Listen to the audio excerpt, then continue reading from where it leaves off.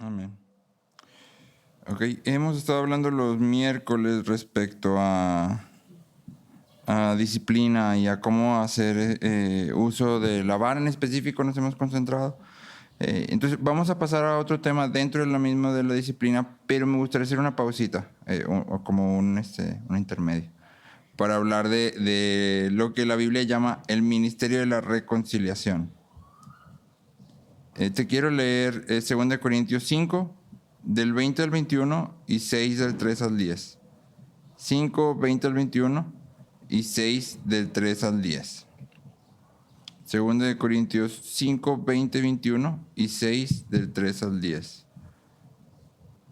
Dice 2 Corintios 5, por tanto somos embajadores de Cristo, como si Dios rogara por medio de nosotros. En nombre de Cristo le rogamos, reconcíliense con Dios.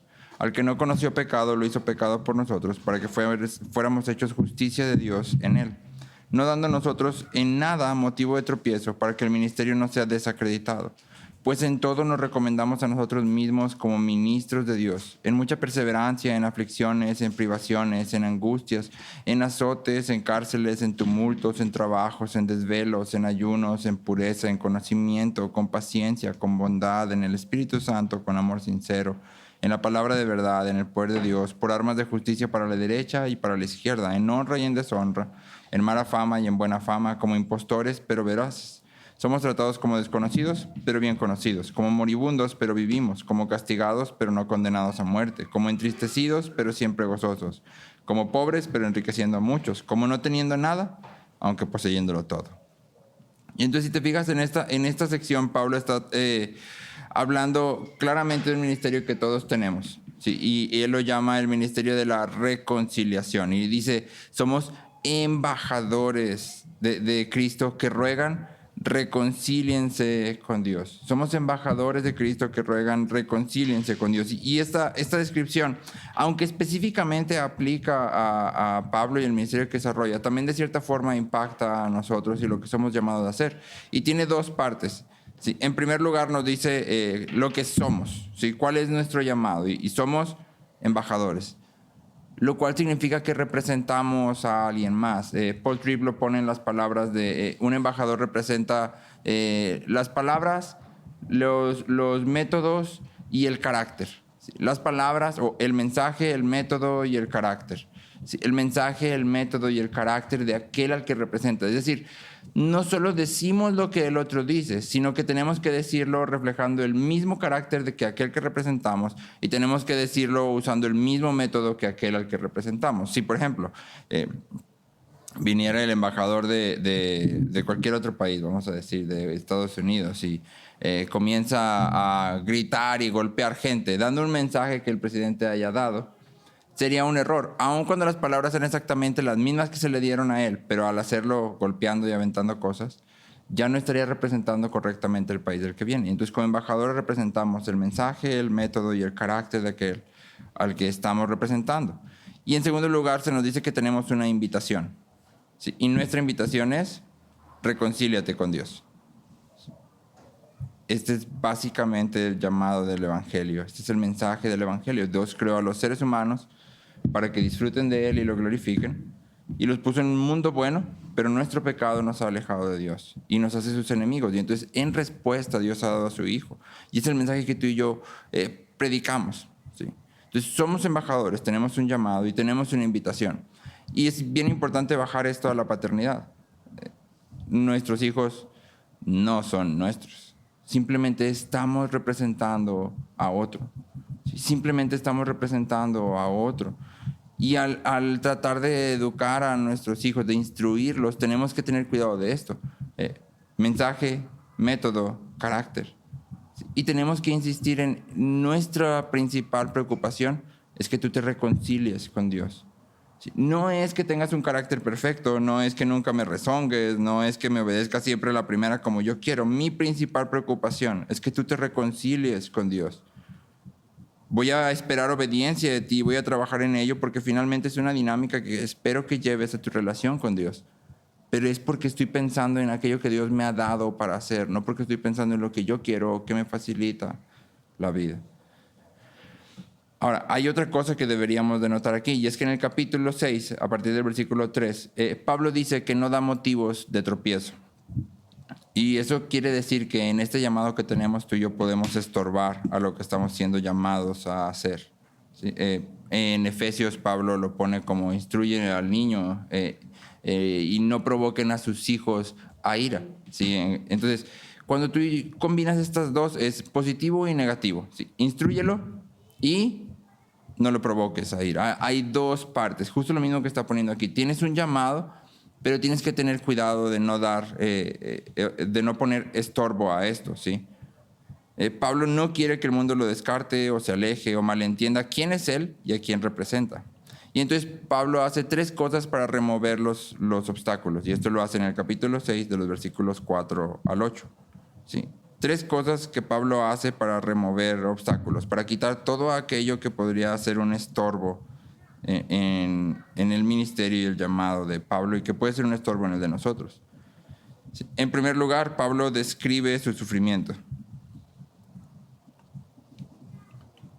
Pablo describe su sufrimiento. Y esto, de manera general, significa que tú y yo deberíamos de utilizar nuestro sufrimiento para glorificar a Cristo. ¿Sí? En el Salmo 127, 128, si no me equivoco, el salmista dice, los que con lágrimas siembran, con gozo cosecharán. Y está hablando de esto, mientras lloramos, mientras sufrimos, podemos seguir y debemos seguir sembrando, ¿sí? Echando semilla que dé fruto bueno, que glorifique a Dios. Y entonces, esto significa que cuando hablamos de nuestros hijos deberían de saber que vivir cristianamente o vivir el cristianismo, como quieras llamarlo, es costoso. ¿Sí? Es costoso. No significa que tus hijos van a ser tu paño de lágrimas a los que les vas a decir todo lo que te pasa y cómo te sientes.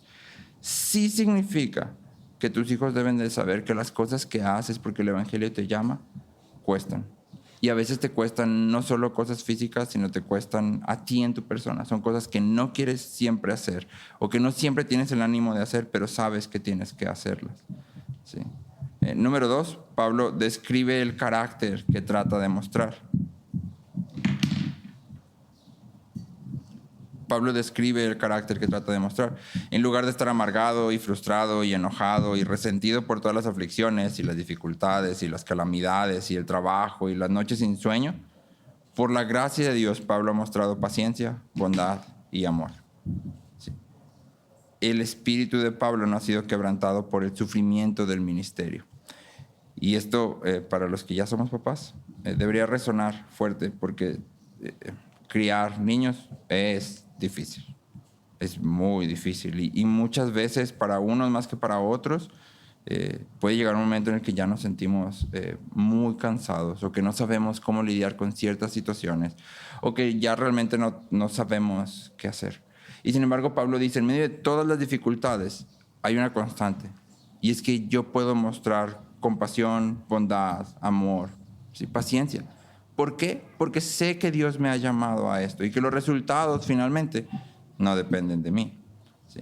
Y número 3, Pablo describe las paradojas de la vida cristiana, que esto me parece bastante interesante porque siento que sí está explicándole a los corintios, pero al mismo tiempo es como que algo que serviría cuando tú y yo lo dijéramos todo el tiempo. Y es que Pablo, si te fijaste, dijo al final, somos tratados como desconocidos, pero bien conocidos, como moribundos, pero vivimos, como castigados, pero no condenados a muerte. Y entonces él está diciendo, esto es lo que el mundo ve y esto es lo que es en realidad. Así es como vivimos sobre el mundo, así es como nos vemos en el mundo, pero esto es lo que en realidad está sucediendo. Y entonces Pablo está diciendo, cuando caminas a la luz y sirves en el Espíritu Santo y hablas la verdad, algunas personas te van a honrar y otras te van a deshonrar. Algunos te van a difamar y otros te van a apreciar.